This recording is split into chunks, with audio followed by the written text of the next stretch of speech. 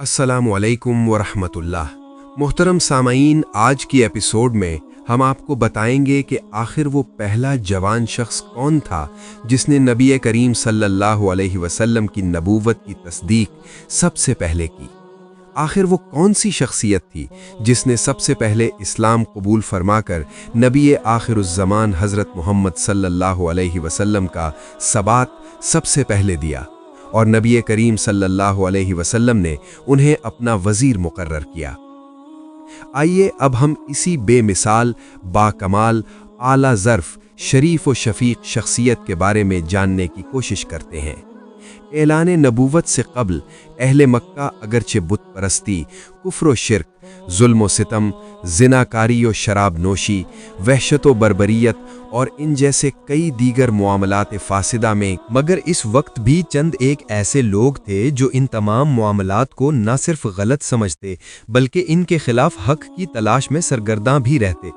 انہی لوگوں میں ایک ایسا جوان بھی تھا جس کا شمار قریش کے شرفاء میں ہوتا تھا، اور اس کی نیک نامی کی وجہ سے چھوٹے بڑے سب ہی اس کی عزت کیا کرتے تھے۔ ایک دن اس کے ساتھ عجیب واقعہ پیش آیا، اور جس حق کی تلاش میں وہ سرگرداں تھا وہ حق اسے مل گیا اور اس کی زندگی میں انقلاب برپا ہو گیا۔ چنانچہ اس کے ساتھ پیش آنے والے واقعے کو اسی کی زبانی سنتے ہیں۔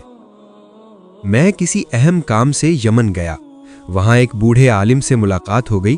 اس نے مجھے دیکھ کر کہا، میرا گمان ہے کہ تم حرم یعنی مکہ مکرمہ کے رہنے والے ہو۔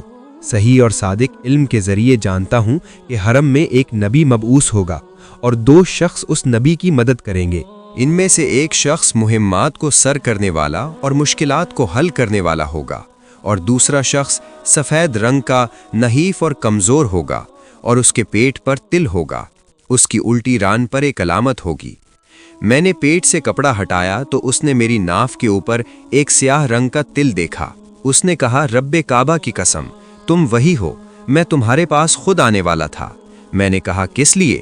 اس نے کہا، یہ بتانے کے لیے کہ تم راہ ہدایت کو ہرگز ترک نہ کرنا، اور اللہ تعالیٰ نے تم کو جو نعمت عطا کی ہے اس کے معاملے میں ڈرتے رہنا۔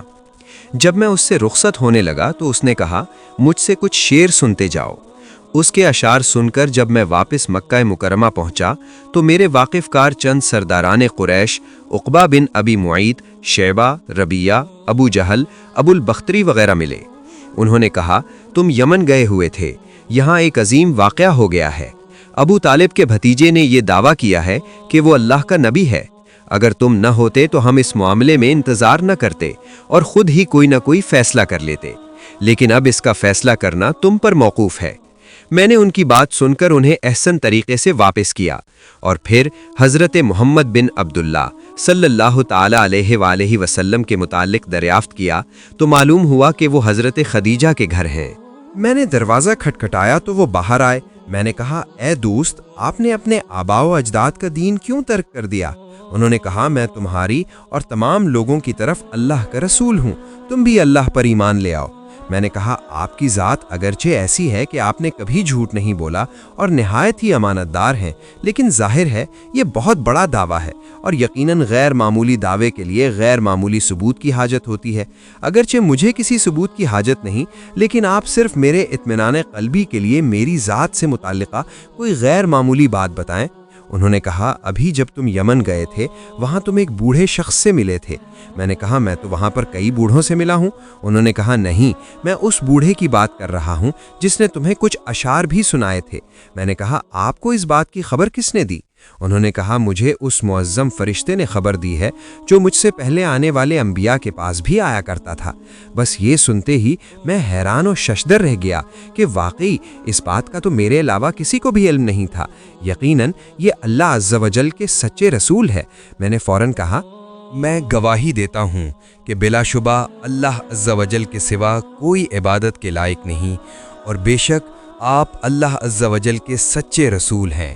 پھر میں تھوڑی دیر وہاں بیٹھ کر واپس آ گیا، اور میرے اسلام لانے پر پوری وادی میں خاتم المرسلین رحمت للعالمین صلی اللہ تعالی علیہ وآلہ وسلم سے بڑھ کر کوئی خوش نہیں تھا۔ محترم سامعین، سب سے پہلے اسلام قبول کرنے والا قریش کا یہ نیک سیرت جوان کوئی اور نہیں بلکہ خلیفہ اول صدیق اکبر یار غار امیر المؤمنین حضرت سیدنا ابو بکر صدیق رضی اللہ تعالی عنہ تھے۔ اس واقعے کے بعد اب ہم صدیق اکبر کا رضی اللہ عنہ کا تعارف آپ کی خدمت میں پیش کرتے ہیں۔ امید ہے آپ کو خوشی ہوگی امت مسلمہ کے عظیم رہنما حضرت ابو بکر صدیق رضی اللہ عنہ کا تعارف جان کر۔ شخصیت کی پہچان کا اصل ذریعہ عرب کے نزدیک نسب ہے، یعنی خاندان۔ عرب شروع سے ہی خاندان کو بے حد اہمیت دیتے ہیں۔ محترم سامعین، عموماً کسی بھی شخص کی مزاجی کیفیات اور اس کی ذات میں پائے جانے والی خصوصیات کا اندازہ اس کے نسب کا تذکرہ کرنے سے ہوتا ہے۔ یوں سمجھیے کہ کسی شخصیت کے ذاتی اور اندرونی قوائف جاننے کے لیے اس کا نسب ایک آئینے کی حیثیت رکھتا ہے۔ جہاں اس کے نسب کا ذکر کیا، وہیں اس کی شخصیت اپنے تمام اطوار کے ساتھ نکھر کر سامنے آ گئی۔ بر صغیر پاک و ہند کے علاوہ آج تک عربوں میں اس بات کا رواج ہے کہ کسی شخص کی عادات سے آگاہ ہونے کے لیے اس کے قبیلے کا تذکرہ ضرور کرتے ہیں۔ حتیٰ کہ اگر کتاب میں کسی شخصیت کا تذکرہ بغیر اس کے نسب کے کیا جائے تو اس کتاب کی اہمیت اہل عرب کے نزدیک بہت کم ہو جاتی ہے۔ لہٰذا اب ہم آپ کے نسب کے بارے میں جاننے کی کوشش کرتے ہیں۔ آپ کا سلسلہ نسب حضرت سیدنا عروہ بن زبیر رضی اللہ تعالی عنہ سے روایت ہے کہ حضرت سیدنا امیر المؤمنین ابو بکر صدیق رضی اللہ تعالی عنہ کا نام عبداللہ بن عثمان بن عامر بن عمر بن کعب بن سعد بن تیم بن مرہ بن کعب ہے۔ مرہ بن کعب تک آپ کے سلسلہ نسب میں کل 6 واسطے ہیں، اور اللہ عز و جل کے پیارے حبیب صلی اللہ تعالی علیہ وآلہ وسلم کے نسب میں بھی مرہ بن کعب تک 6 ہی واسطے ہیں، اور مرہ بن کعب پر جا کر آپ رضی اللہ تعالی عنہ کا سلسلہ سرکار صلی اللہ تعالی علیہ وآلہ وسلم کے نسب سے جا ملتا ہے۔ آپ کے والد عثمان کی کنیت ابو قحافہ ہے۔ آپ رضی اللہ تعالی عنہ کی والدہ ماجدہ کا نام ام الخیر سلمہ بنت صخر بن عامر بن عمر بن کعب بن سعد بن تیم بن مرہ بن کعب ہے۔ ام الخیر سلمہ کی والدہ یعنی امیر المؤمنین حضرت سیدنا ابو بکر صدیق رضی اللہ تعالی عنہ کی نانی کا نام دلاف ہے، اور یہی امیمہ بنت عبید بن ناقد خزائی ہیں۔ امیر المومنین حضرت سیدنا ابو بکر صدیق رضی اللہ تعالی عنہ کی دادی یعنی حضرت سیدنا ابو قحافہ رضی اللہ تعالی عنہ کی والدہ کا نام امینہ بنت عبد العزہ بن حرثان بن عوف بن عبید بن عویج بن عدی بن کعب ہے۔ سرکار صلی اللہ تعالی علیہ وآلہ وسلم اور امیر المؤمنین حضرت سیدنا ابو بکر صدیق رضی اللہ تعالی عنہ کے 7ویں پشت میں ملنے کا شجرہ نسب ملاحظہ کیجئے۔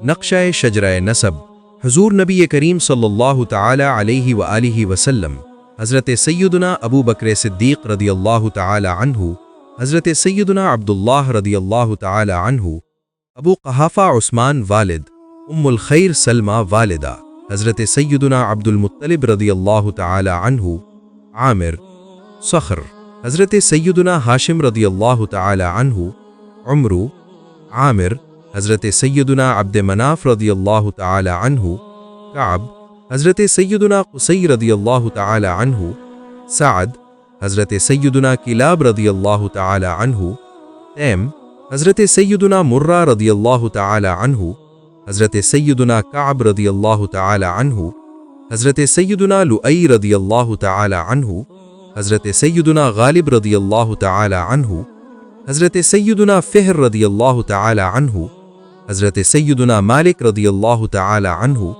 حضرت سیدنا مالک رضی اللہ تعالی عنہ، حضرت ابراہیم علی نبینا وعلیہ الصلاۃ والسلام کی 58ویں پشت میں تھے۔ آپ کے قبیلے کے اوصاف۔ مکہ مکرمہ میں جتنے قبیلے آباد تھے ان میں سے ہر قبیلہ اس وقت کے مناسب میں سے کسی نہ کسی منصب سے ضرور سرفراز تھا۔ مثال کے طور پر بنو عبد مناف کے پاس حجاج کرام کے لیے پانی اور دیگر ضروریات زندگی مہیا کرنے کی ذمہ داری تھی۔ بنو عبد الدار کے پاس جنگی معاملات اور کعبۃ اللہ شریف کی حفاظتی امور کی ذمہ داری تھی۔ بنو مخزوم کے پاس لشکروں کے سپہ سالار ہونے کی ذمہ داری تھی۔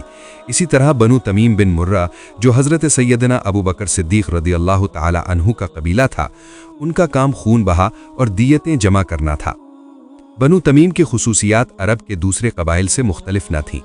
ان میں بھی وہی اوصاف پائے جاتے تھے جو دوسرے عرب قبیلوں میں پائے جاتے تھے: جرأت، شجاعت، سخاوت، مروت و ہمدردی، بہادری و جفاکشی، ہمسایہ قبائل کی حمایت و حفاظت، معاہدے کی پابندی وغیرہ تمام اوصاف سے بنو تمیم متصف تھے۔ مزید انشاءاللہ اگلی ایپیسوڈ میں آپ سے شیئر کریں گے۔ ابھی کے لیے اجازت چاہتا ہوں۔ السلام علیکم ورحمۃ اللہ وبرکاتہ۔